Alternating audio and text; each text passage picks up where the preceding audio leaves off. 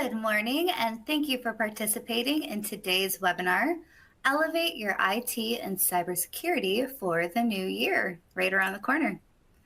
A little about Forvis Mazars. We are an independent member of Forvis Mazars Global, a leading global professional services network. Ranked among the largest public accounting firms in the U.S., our team members are dedicated to providing an unmatched client experience through the delivery of assurance, tax, and consulting services. As part of consulting services, Business Technology Services supports the technologies and services shown here. This is our at-a-glance screen. So our end-to-end solutions help ERP, CRM, and advanced technology. And our focus today is on managed services, which provide support services and monitoring services to help support all your business systems, IT, and cybersecurity. And with that, I will hand it over to today's presenters, Rick Burt and Ben Doan. Rick? Hi guys, and welcome to the presentation today. My name is Rick Burt. I run Forvis Mazars IT managed services and application managed services, which, if you remember the last slide, is at the bottom. We support all the Microsoft and other ERP and CRM technologies within Forvis Mazars, as well as anything within your IT infrastructure, which include your routers, your servers, your Microsoft 365 platform, everything even outside of the CRM and ERP platforms. Ben? Sure, thank you. Welcome everybody. My name is Ben Doan, and as similar to Rick, I'm within the managed services team and responsible for our 24/7 security operations. And so this includes really just doing the daily grind of security work day in and day out, things like managed SIM, managed detection and response, vulnerability management, and a team that is around the clock just delivering security on behalf of our clients, really becoming an extension of their team and partnering with them in that sense, looking for that anomalous or suspicious behavior and really running that down, making sure that threats are being taken care of and we're protecting organizations. So as we get into today, this is what our agenda looks like. And we'll provide a brief introduction into a couple more things about Forvis Mazars, and then we'll get into the topics that you see here. So artificial intelligence, Internet of Things, everything as a service, and then look to wrap it up at the end. But within each one of these topics, we're really trying to break this down into three categories. And so we'll talk through trends, we'll talk through challenges, and opportunities with each of these sections. And so hopefully this will be of value and time well spent. And we would encourage you to, if you have questions, feel free to type them in the chat. We'll try to be paying attention to those throughout the presentation, and what we don't cover during the presentation on the fly, we'll try to get to at the end for sure. So thank you for being here, and let's jump in. So first, as Sarah mentioned in the beginning about Forvis Mazars, she did allude to unmatched client experience. And this is important for us to talk through in the beginning, just putting this right out in up front, that we want to really let you know that this is in our DNA. We really strive to deliver what we have called and have branded this unmatched client experience. First, starting with listening to understand, being responsive, and consulting with purpose to deliver value. All of these are very much integrated into the fabric as to who we are, how we roll out our services, how we work with our customers and our clients. And the last bullet here, the consult with purpose to deliver value, hopefully that's what we're doing here today. Just introducing a few topics just to really get the ideas flowing as we wrap up 2024, going into 2025, thinking about some of the technology trends that are happening, some challenges that they may pose, and opportunities that hopefully can be incorporated for the better into your organizations. The purpose that we have, you really are why do we exist? Our purpose is to help those that we serve unlock their full potential. And so that is what we do from a managed services standpoint, complementing teams from whether it's IT, whether it's security, really helping serve our clients so that they can become the best versions of themselves, that operate the best businesses at the greatest efficiency, and as we're delivering value to them. So that's what we're striving to do day in and day out. And then getting us into really the topics of the day, starting first with technology trends. So Rick, I'll turn it over to you. Thanks, Ben. So from what you saw on the agenda, basically we'll be covering the IT trends for the following: artificial intelligence, the Internet of Things, and everything as a service. Now, a lot of these things are topics you probably heard a lot about.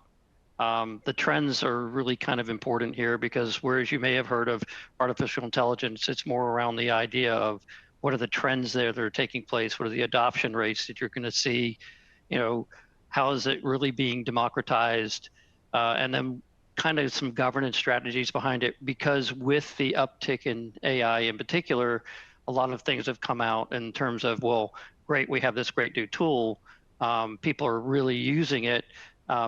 Suddenly we're finding ourselves in getting into some trouble into some areas, and how do you prevent that through a proper governance model? Internet of Things, we've seen a lot of uptick in that. Obviously that's been around for a while, but it continues to expand into basically every aspect of not just our business but in our lives. And so what are the trends there that we see, and then how do we capture the opportunity, conquer the challenges, and really have a strategy on to continue to push that forward. And then the everything as a service, not just the software, the infrastructure, and the platform, but what's missing here is actually the outsourcing of services, or services as a service, hard to say that, but services as a service. So can you white label things, and if you do, how do you do about that? What are the best strategies to do that? What are the challenges in doing that? Ben? Sure. And then as technology evolves and we have AI, we have everything as a service, IoT proliferation, of course, all of the technology that is enabled for the good, for the betterment of our society and driving business and innovation forward. Of course, with every new technical evolution, there's always the flip side of how do you secure it? How do you protect it? Making sure that we're paying attention to the risks that are involved with the technology trends. And so the things that we're seeing with AI, of course, there's going to be a threat evolution around AI. So the rise of AI-driven attacks. This is really interesting as we think about all the benefits that AI brings us. And then, of course, in the same way that AI can be used for good, it can also be used for bad. So we'll dive into that a little bit.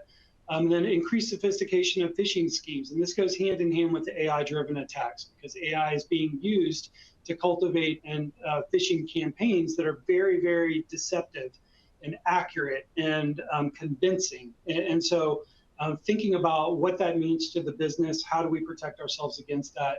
And then, of course, if you're paying attention at all in the security space over the past several years, dealing with ransomware, probably the number one threat that businesses face today, with having the network encrypted and data encrypted, and ransomware as a service has made it even easier for criminals to leverage that for launching ransomware campaigns against businesses. And so as we think about those things, as we look ahead into the future, into 2025, some of the forecasts, the predictions that are out there, and everybody loves a good list. We have things like malicious AI that's happening, Internet of Things vulnerabilities, supply chain attacks, and even quantum computing threats. Malicious AI, thinking about everybody's heard of Chat GPT. Well, there are also large language models that are nefarious in nature. And you have Wolf GTP and Worm GPT and Dark Bard, and these various large language models that do bad things. And so we need to be paying attention of these. And the goal here is to introduce the concept, introduce the idea, so that we can all be thinking about how to protect our own business, how we understand these vulnerabilities that exist, and then we can build security programs to keep us safe. One note on the quantum computing threats. Now, while quantum computing is not something that's readily available today to just individual users, it is something to pay attention to from a nation state standpoint, and then those with a tremendous amount of money, perhaps. And thinking about how quantum computing, again, has this incredible amount of computing power that could, if through stealing of data, of even encrypted data, now we have computing power that can decrypt what are legacy encryption methods. And so the rise of that, and what does that mean, and how does that going to impact business as we think about what encryption looks like moving forward, or just security risks that were not a thing of the past, but are now something that we need to be paying attention to in the future. So hopefully we'll uncover a couple of these topics throughout the next hour here, and have a good discussion. And as we do that, we have questions. We have several polling questions throughout the conversation here, 4 questions. The first of which is, how would you rate the robustness of your current IT strategy? So take a moment here, think about that, and let us know where you might be. Thank you, Ben. While people lock in their responses, I'm curious to know more about malicious AI attacks. So like the supply chain makes sense to me.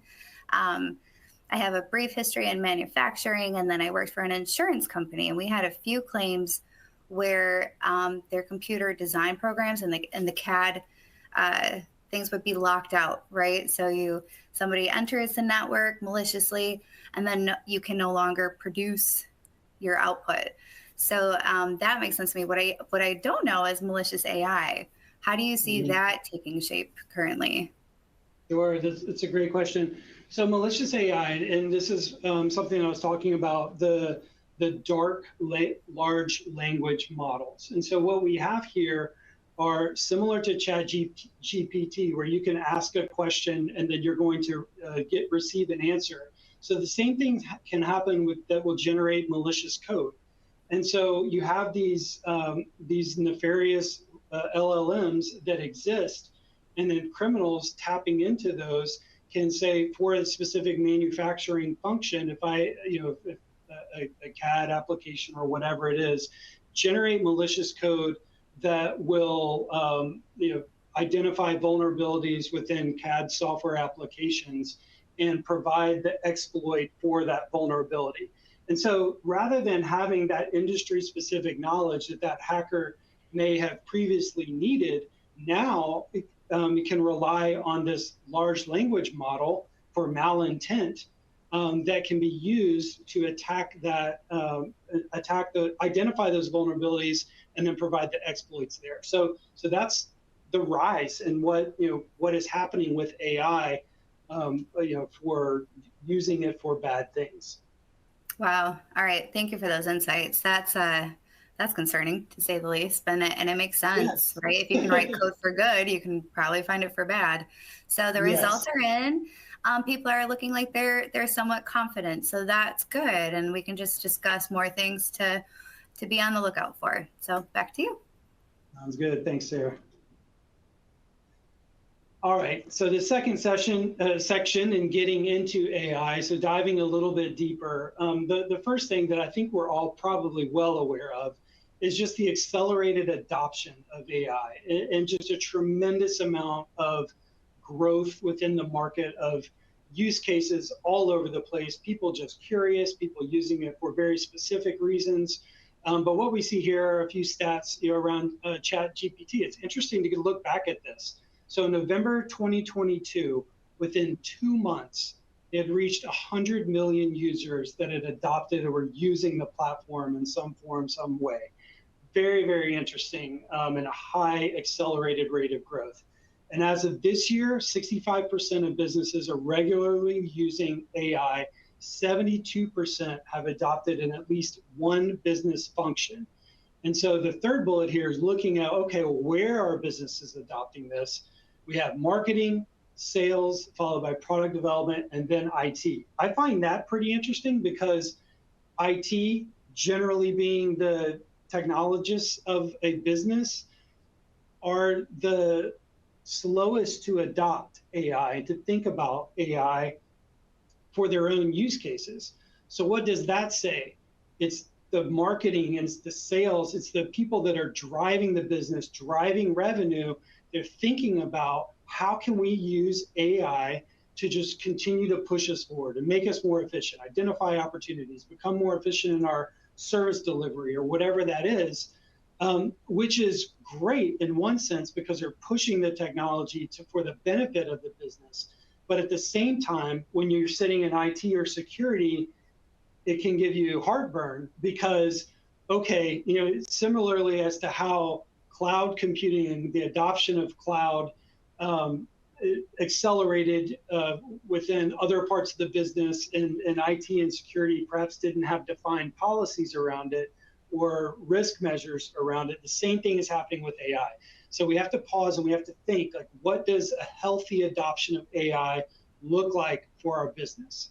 And that leads us into the democratization of AI. The access, the development, the governance, all of these things, as noted in the first bullet here, the access is everywhere. It's very, very easy to open up an internet browser and to start just leveraging AI. And so we have to think about, like, what does that mean? How are we going to develop a governance strategy, policy, understand the risks, and make sure that we're incorporating this in a very healthy way? I find, speaking of the democratization, this headline that you see here with Bill Gates says that everyone in the future will have a utilitarian AI agent that will help you at work. That's a powerful statement, and that is wild to me to think about that. But it does speak to where we are and the rapid, the unique point in history where we just have this incredible acceleration of technology and how we're leveraging it for business, right? Yeah, and it is truly accelerating really quick. And that's actually when we get into generative AI. If you go back a few years ago when Chat GPT was coming out in 22, and you saw how quickly that ramped up. It's a little bit of the wild, wild west, right? So when people first adopt a technology, they tend to just, hey, I'm going to just use it and see what it does. And this kind of experimentation, and they work on it, and then suddenly they're using it as a part of their regular business. And then they begin to see sort of the problems they might run into, as Ben alluded to earlier, with the large language models. They can be used for good, generate content, and I can see what I can use and then use it in my business. And then it can be used for bad. And there's something that's not really listed here. You could the content that you generate, you can get kind of complacent on the data that comes out of it. And then how do you manage that and keep the quality of it, high quality, as opposed to, oh, look, I just got this great response from ChatGPT. I'll drop it into a presentation and send it on its way. You run into those kind of problems with it altogether.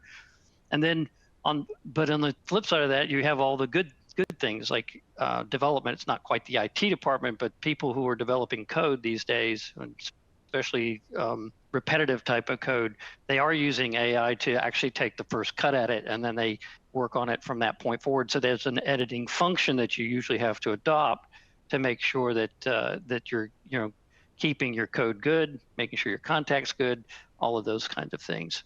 So we have a question from Lori. Yes, actually. Go ahead, Rick. Yes, actually, I'm going to cover that when we get to governance. So if we'll cover that in a few minutes, if that's okay. So if you look at the challenges that people are facing, and I just alluded to some of it, it's basically the rapid adoption has not just the adoption using large quantities of information, but also the output. So when you adopt AI, depending on where you're adopting it, if you're drawing from data sources internally, you have to worry about things like privacy. My customer is going to have their data exposed? Do I need more data coming out of my IoT environment? We'll talk about that a little bit later. And then, what are the risks that we have to worry about in terms of that? So if I'm drawing stuff off the internet, am I plagiarizing? Am I using somebody else's data? So that kind of gets into the quality issues that you see with AI. And we worry about, we have a pretty strong governance here internally when we do these presentations about, hey, we may do some of our research and use Copilot or something like that, but then it has to go through a governance model where they look at it and say, hey, how much of this was generated out of potentially out of somebody else's content? So as of now, about 70% of the top companies that have that adopted AI, they see the data quality issues, especially around plagiarism and IP, as a real issue. And of that, about 33% of those companies see this as have already seen some negative impact. Maybe they've been accused of taking somebody's IP, or maybe their quality in terms of the product that they're releasing to the market has dropped because they don't put in that proper editing function that they really need to get the quality and keep the quality up. So people become complacent. Hey, I've generated the information I need. I'm just going to push it out there, but there's nobody in the between going, okay, wait a minute. Is this actually on message? Is the content relevant? Is it clean? Did we get it from the wrong sources? All of those things are extremely important when you start going down the AI route. Ben, you want to cover the cyber piece?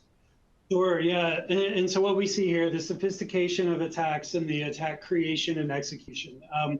Again, AI is just making it easier for this to happen, for the attacks to be more sophisticated and more frequent.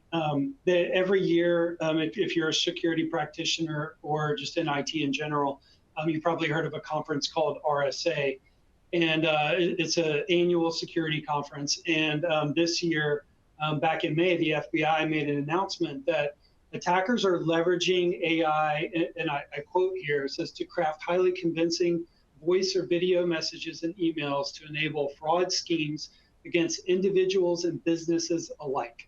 And these sophisticated tactics can result in devastating financial losses, reputational damage, and compromise of sensitive data. And so an official statement coming from a government entity, the FBI, that is absolutely dialed into the dark web and paying attention in every facet of life, it just comes out and admits like this is what cyber criminals are doing these days. And very, very sophisticated, convincing attacks that we have to be guarded against. And so, and just in the spirit of time, I'm going to press forward and talk about data privacy.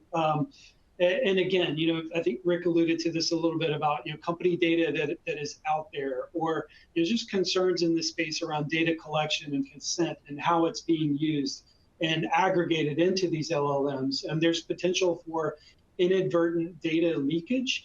And so we absolutely want to make sure that we're careful, that we're operating around a framework with governance that's going to understand these concerns, understand the potential for data being exposed, and putting the right structure in place so that we can protect ourselves moving forward. Just all challenges that we must be aware of and be proactive and guard against. So looking forward to the opportunities. Some of these I think are pretty intuitive, that you'll think of, oh well, I think I can use AI for this or that in my business, and some are really not that intuitive. But obviously cost savings. Anytime you can move forward and have a tool generate content for you, whether it's in the HR world, supply chain, or any services operations. Think of the really basic chatbots and things like that we've had in the past. Anytime you can have something save time, you save cost typically. Speed to market. I think in the case of generating presentations and things like that on the marketing side, I think it's easy for the marketing guys to say, oh, I want to generate a lot of content. Normally you'd had to do a lot of research to pull that out. Now you can go into Copilot or ChatGPT and probably get a lot of your information right out of the gate. So your speed to market for messaging is probably really good. But then again, you have to have that sort of that editing component behind it. I think revenue increases. Obviously, you see the opportunities. You can take advantage of it probably faster, speed to market. Processes and improvements. I mean, anytime that you can research how others are doing work, how any other company would be performing the same functions and go faster and drive speed, you'll see the improvements in the processes. This actually says driving accuracy and consistency in the process. I think that's true. The downside of that is anytime you're introducing a lot of information from the web, I mean, how do we know everything? How do I know that's right? I heard it on the internet, right? That's not normal. That's not always the case. A lot of things you get from the internet are not accurate. So you do have to think through improving the process behind AI and how do we make sure that's good? Ben, do you want to comment on the cyber bullet? Sure. And so what we're seeing here is thinking about the AI for good, and then security vendors, software vendors, everybody these days is incorporating AI components into their software. And so what it's doing is giving an ability to bring together disparate systems and have a more accurate, efficient response capability of identifying threats and the ability to take action. And so that's really what we're seeing from a security operations standpoint and the technology vendors that we work with, that really just hardens the defenses and creates a lot of speed to market and speed to action in response to cyber threats or mitigating the threat before it even starts. And then another opportunity is improving data collection. You're going to hear this, I think, throughout the three things we're going to cover. But it's not just improving the way you collect the data, but where you collect it from. So AI, obviously, if you do Copilot today and you're just sitting on your browser and you've not created any filters or anything else, it'll grab data from everywhere. And you want to make sure that data is coming from reliable sources, something you can depend on. You want to make sure the technology you're using to collect that data is actually a good technology and reliable. And then you want to make sure you collect enough data, because the more data you collect, the better off you'll be. And AI itself will be able to crunch that data and provide a full benefit behind the types of data you collect on. And then, looking at some other opportunities, generative AI is, which we talked about quite a bit, is just one. Machine learning, I'm skipping to the bottom there, but machine learning is something that you would see in IoT, for example. And we'll cover that a little bit later, but I think it's important to know the devices and things in the world are collecting data all the time. Goes back to data sources, but then able to accumulate that centrally and or have it learn right there is important, because then you can get into analyzing sort of your infrastructure as a whole and your data points as a whole. So something around AI governance and strategies and success. I think this is a question that Lori had earlier. First of all, governance is, whether it's AI or other governance is extremely important, especially from an IT perspective. It's all about having standards, enforcing those standards, having frameworks on how things are supposed to work, being able to measure that, being able to make sure that you're in compliance, you're not violating any like PCI compliance or HIPAA compliance. So compliance in general is important, but a governance model puts in place the mechanisms and the oversight to make sure all of that is done well and in an efficient way. So one of the key aspects we put in here for AI specifically, risk assessment. So when you look at governance as a whole, if you can be too heavy with it and it will slow everything down, or you can be too light with it, and what you end up with is not enough governance and you'll make mistakes. So it's important to do the risk assessment and put the stronger governance where you believe your highest risk is. You need to be transparent in the AI world. How is my model built? Where is the information coming from? How are decisions being made within the model itself? You need to have accountability assigned to governance. A lot of companies will put governance in place and then nobody really is answerable for the outcome. You still have to have people answerable for the outcome of how AI is generating things. And then bias control. It's the same thing with anything else in the world. If you allow kind of the AI to do itself, what you want, it'll probably give you a biased return from the person who wrote it. So you want to make sure that you're monitoring that you're not skewing too far one way or the other. I talked about compliance a few minutes ago, and documentation for that compliance. It's not just making sure you're PCI compliant or HIPAA compliant. It's also making sure that you're adhering to ethical standards where you're not plagiarizing other people, as I talked about earlier. And then it's really important on top of all that to make sure your employees are trained on exactly what the ethics and the compliance and the policies that you have are in place. And so to Lori's question, are there models that we'd recommend? There's a whole host of them, but we just put two in here. The National Institute of Standards and Technology has an AI risk management framework. It's pretty good. You can look it up. It controls or puts governance around all aspects of AI. And then the EU actually has an ethics guideline for trustworthy AI that they're using to implement the AI Act, so the EU AI Act. So those are two that I would look at to see exactly what I would put in place. There's other models out there to be sure. And you really can take a look at them and see which ones most apply, again, back to your risk assessment, which portions are most important to us. On top of that, there are a couple tools to look at, and there's at least 8 that we found, again, only so much room on a slide, but there's holistic AI, which covers pretty much everything, soup to nuts, from the beginning of a project in AI all the way through it's deployed. How do we make sure we're meeting our regulations and controlling our biases?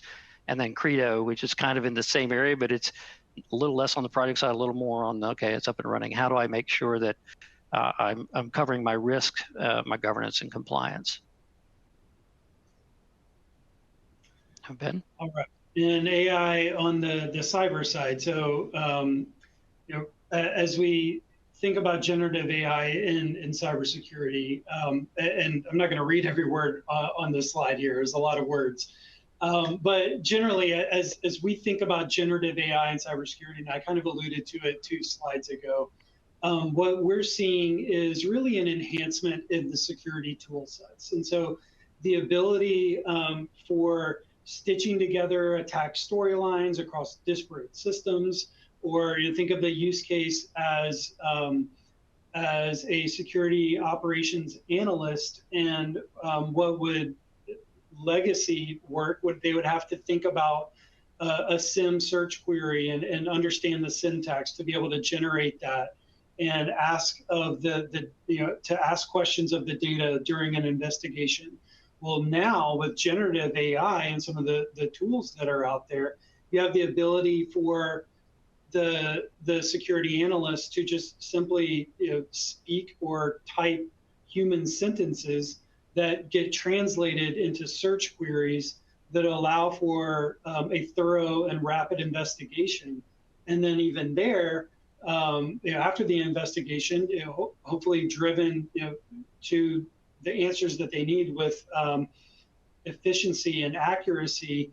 And then you're seeing remediation actions that are also available from AI. So just really on the good side of this, from a generative AI standpoint, a lot of promise in where technology is going to help us be better at our jobs, help us to defend the organizations, and execute the right security operations process. And so now the flip side, of course, is as we talk, there's good and bad in this. The same thing is true for the attackers, for those that are on the other side. So it's always going to be, I think security has always been a cat and mouse game of one leapfrogging the other who's going to have a better tool set, a better process. But the good news is that we do have technology that is doing a lot of good for us in this space with generative AI, specifically for cybersecurity. And so what that leads to, moving to the second bullet point, is outcome-driven metrics. So nothing will better communicate the success or the failure of a security program than the right KPIs that can be shared with a leadership team. And so thinking about that in as AI adoption increases, your key performance indicators also can demonstrate an effectiveness of an AI investment or its impact to operations. And the things that I was talking about from the perspective of a security operations team, the things that we measure are things like mean time to detect, mean time to investigate a security event, mean time to respond to that, mean time to close, all of those things, threat detection accuracy, false positives rates. You can go on and on. And so we think about the AI's ability to enhance the operations experience and the operations process. Now we can have hard metrics that are going to define, did we get better in our investigation process? Did we reduce our false positive rate? The anomaly detection rate, things like if you're running a phishing campaign, phishing click-through rate, leveraging an AI-based detection. Those sorts of things are really, really important to understand and to start to capture and measure so that you can communicate to the executive teams, the leadership teams, as we're making decisions about where and how to invest and continue to invest in technology. So that being said, moving to the third category here, the human-centered security programs. With all of the technology, of course, we still have the human element, and thankfully, right? We're not going to all automate ourselves out of a job. But really, I think the focus here in the context of AI is that we still have to be very intentional about building and growing, maintaining and nurturing a cybersecurity culture. You must reinforce, and with this, and in the context of AI, again, reinforce those ideas and concepts that as technology is changing, as the business is evolving, we have to adopt and evolve our behaviors, our human behaviors as well.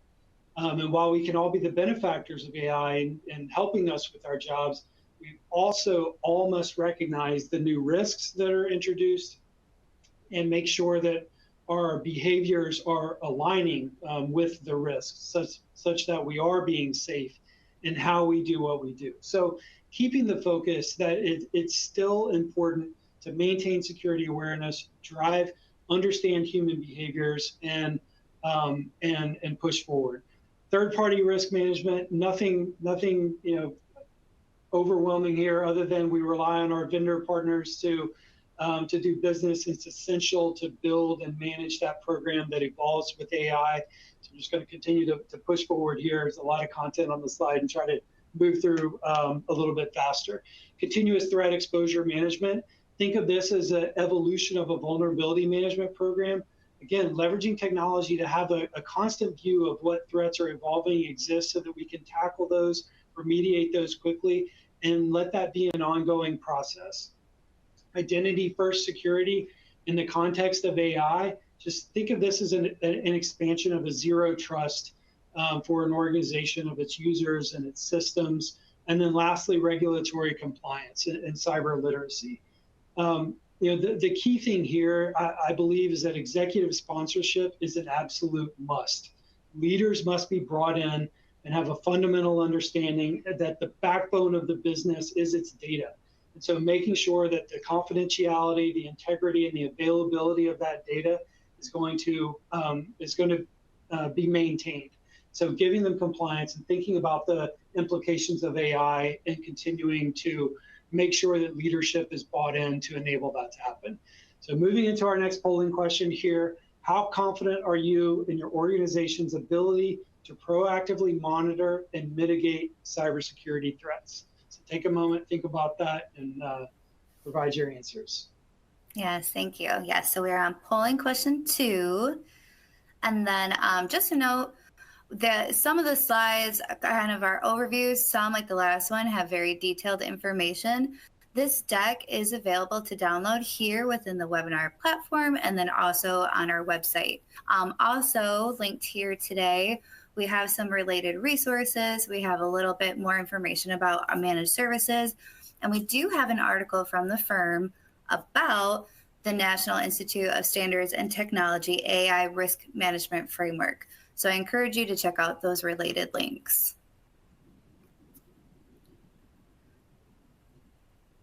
Drum roll Thank you on the results. And I know I haven't been to a technology talk that didn't mention AI, so we spent a lot of time talking about AI. The next few sections here will continue to press forward just in the spirit of time. All right, very confident, somewhat confident, not very confident, and neutral. Nice. Thanks everyone for the responses. So getting into IoT, Rick? Yep. So again, we could drain the slide on this, and I'm in the interest of time, I'll probably go kind of randomly down the list. But I think the key message and the trend here in IoT is that it continues to expand. And with the advent of the 5G networks out there, you're seeing a lot more devices. It seems like everything now is a smart device in one way or another. That naturally expands into those machines and machine learning behind it being more intelligent and pushing more out and more data back and forth between the devices in the field and in the home office, so to speak. That puts the edge computing is exactly that, pushing that computing out to the device or further into the field. And then when you look at digital twins, I mean, that's basically the ability to have the real device out in the field and then a virtual device that replicates that you can play around with and tweak and make sure the settings and things are right. We'll skip down a bit. And the blockchain was a big thing. It still remains a big thing in terms of being able to track transactions and the transparency behind that, and the data transactions between different organizations aren't even within an organization. I'll back up one just to healthcare. If you've been to the hospital recently, I certainly have been, unfortunately, it's one of those things where every single device is a smart device. Everything is being pushed through that network.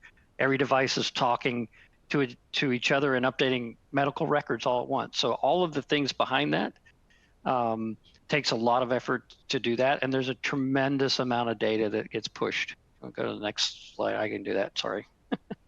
So Ben, I think you're going to take cybersecurity. Yeah, sure. So thinking about the security and privacy concerns with IoT, there's a lot here. Of course, with IoT, you have a tremendous footprint, billions and billions of devices all over the world. It just increases the attack surface. And so as we know, these devices are pretty simple in nature. And so that a lot of times they have very weak security on the device. And so, thinking about the implications of this. And so, of course, we want to, well, because of all of those things, what can we do from a network segmentation standpoint? What can we do from an encryption standpoint, authentication? How are we accessing these devices, firmware updates? So we again, these challenges that exist that are unique to IoT or somewhat unique to IoT just because of the prevalence of these devices everywhere. The scalability, the complexity, again, massive amounts of data as Rick was talking about. So thinking about your strategy and standardizing as best you can so that you can handle the workload, can still enable the business to function, but it's still manageable. It doesn't get too unwieldy as device expansion just continues and compounds year over year. And then the last here, the integration and compatibility. Thinking about the diverse IoT with existing infrastructure, Rick provided the example of a hospital network. There are so many devices and so many things that are happening to make a hospital function. And from a medical devices, down to the patient level versus an operating room versus what you'll find out in the lobby, connecting the core network. All of these are posing as challenges that are unique to IoT, and coming up with the right strategy is important to address these challenges. So just pushing us forward, opportunities, Rick? Yeah, so I think one of the things you probably hear repetitively in the next slides and ongoing is sort of that standardization thing. So when you look at data collection, one of the things you need to do, IoT and analyzing that data is absolutely critical. So you want to enhance your data collection, you want to enhance your data kind of storage and how that will work. You want to be able to identify trends either on the device or within the greater network of those devices. So organizing your data, making sure you're collecting it in an organized fashion, classifying it properly, all that's going to be critical, I think, moving forward. And standardization, you go back to that, will definitely help you with that. All the devices being basically the same, the way they collect it, the way you'll store it, the types of information, all that's going to be important. What IoT continues to allow you to do is improve efficiency. Again, devices all working together, all the analytics, coming together into one kind of place is going to be important to improve not just the efficiency of the device, perhaps, but if you're doing a pipeline or something like that, it's measuring what the pipeline is doing is going to be critical and how to best work the flows. And then innovative business models. Again, IoT continues to expand. What's next? What's the next device that you could actually put out there that could be smart, that maybe somebody else hasn't done, and lead to either increased revenue or increased efficiency in the marketplace. So I heard it talked about scalability. Again, that comes back to standardization. So scalability, you want to make sure you have the right tools in the right place, the right devices. You want to make sure that the network that you have is standardized so that the communication protocols, integration protocols, support is extremely important. So when you talk about I have 20,000 devices, and if I have 20,000 version of 20,000 devices, you've got a lot of support headaches for doing that. So standardization, the APIs and integration points that go through that, all of those things help, not just with a lot of people, when they think of scalability, they think of throughput. It's not just that, it's on the back end. How do I analyze my data, and how do I make sure I can support all of these devices within my network? Ben? All right, and so I'm going to push us forward into the next polling question in the spirit of time. What is your biggest challenge in implementing an IT risk and compliance strategy? Lack of resources, budget constraints, regulatory complexity, or other? And while we're answering that, I'll just kind of address that that last bullet that we didn't quite capture on the security measures for IoT. Again, like it's when you think about the Internet of Things, what is crucial is network segmentation. Just making sure that you do not have a flat network. You want to isolate those IoT devices onto their own network. You want to enable encryption and have strong authentication measures. So incorporating MFA, unique, strong passwords, and even beyond passwords, think of as passphrases, device certificates to verify the identity of devices attempting to access the network. So all of those are best practices that need to be implemented across the business. And I'll just say this on a personal note, think about the IoT devices that you have at home as well, security cameras, whatever. I would encourage all of us at home to do the very same thing. So think about network segmentation in your home network for your IoT devices. That way, the same network that you're communicating with your bank or doing whatever sensitive information sharing that you may have is separate from your, what I would say, more vulnerable IoT device network is at home. So all right, we have our results here. Thank you, everyone, for participating. Yeah, that is interesting. All right, so powering through. Last section here, everything as a service. We will try to be quick. What we have here from an artificial intelligence, IoT as a service, think of software as a service. We're all accustomed, we're all familiar with this, and adoption just continues to happen and compound. What we're seeing across our client environments is everybody wants to move things into vendor cloud environments. And the same thing is true for for AI and for IoT. And so we're seeing this new label of everything as a service. And so this consumption of vendor supported platforms for various use cases. And now offloading some of the risk onto those vendors. So you want to make sure that, as you adopt and as you think about these subscription models, that those vendors, jumping down into number 3, the enhanced security measures, that those vendors are, they have their SOC 2 type 2s. You're looking at the compliance requirements that they're meeting, and you're shifting some of that burden of your risk onto those vendors. And so it's a helpful strategy. And it can also, I think there's cost savings, there's efficiency, kind of all of the benefits that we've talked about. But just think about your strategy and what that looks like with your third-party vendors, while in mind from a supply chain that's a program that needs to be managed, and your adoption there in working with your vendors for this everything as a service categories. And it even goes down into sustainability and ESG. I mean, there's companies out there really for any kind of use case where you can start to partner with them and help within your business address those projects or concerns or programs within your business to drive you forward. Rick, I'll toss it over to you for white label.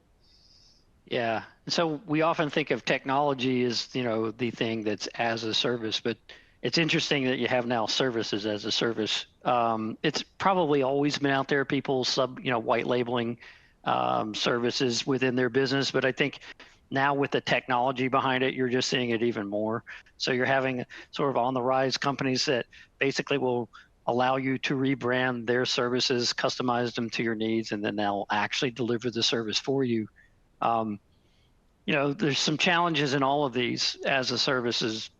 Data collection is one of them. If probably not the only one, but a critical one, because if somebody else has the data, how well is your access to that data? How good are your analytics behind that data?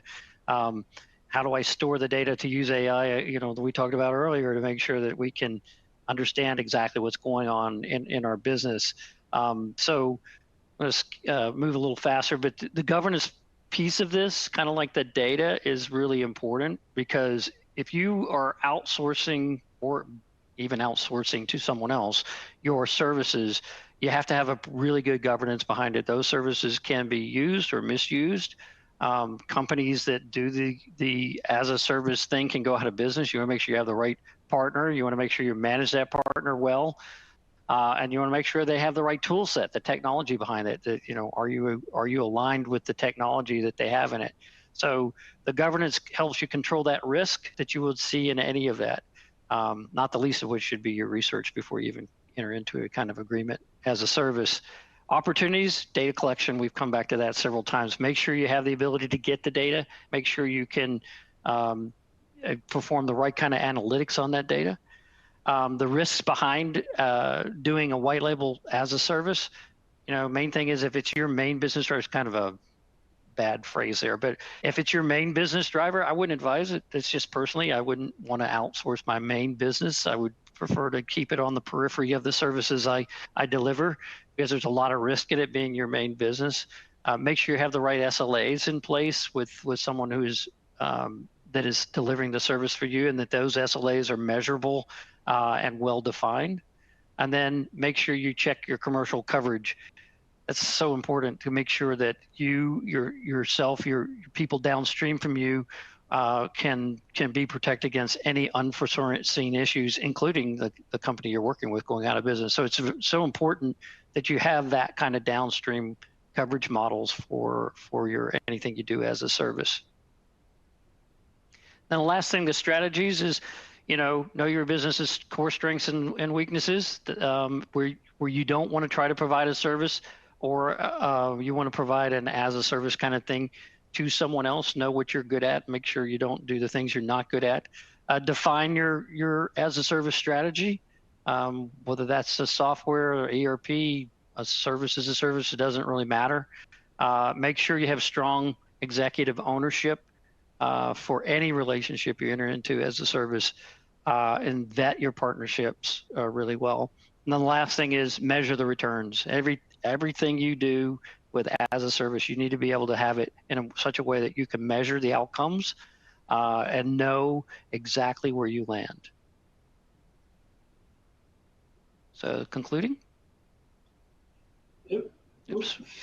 So wrapping this up, as we think about, how do you execute upon all of this? Do you have a defined team?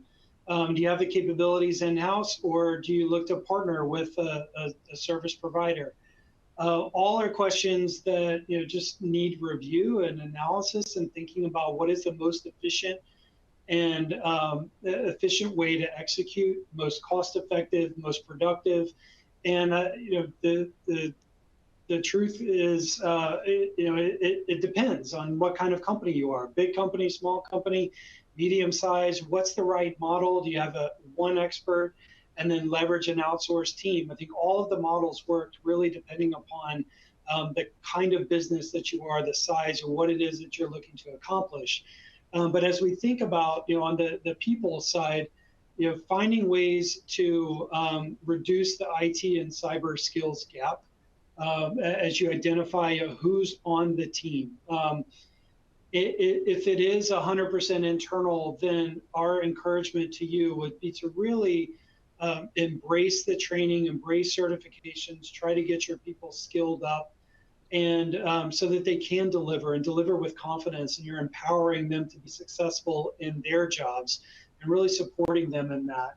And if you're looking to complement your team with outsourcing or co-sourcing and extend that, some of those functions to service providers such as a Forbes Mazars or somebody else, it really, not only is it the skill set, but it's finding the right the right company that shares your culture and core values that you can help find success together.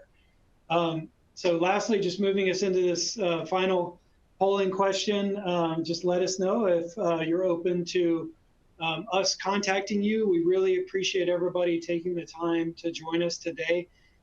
If you have follow-up questions, I believe our contact info is shared. You can reach out to us directly, and we're happy to assist however we can. Thank you all for your time today, and we appreciate you choosing to spend the hour with us.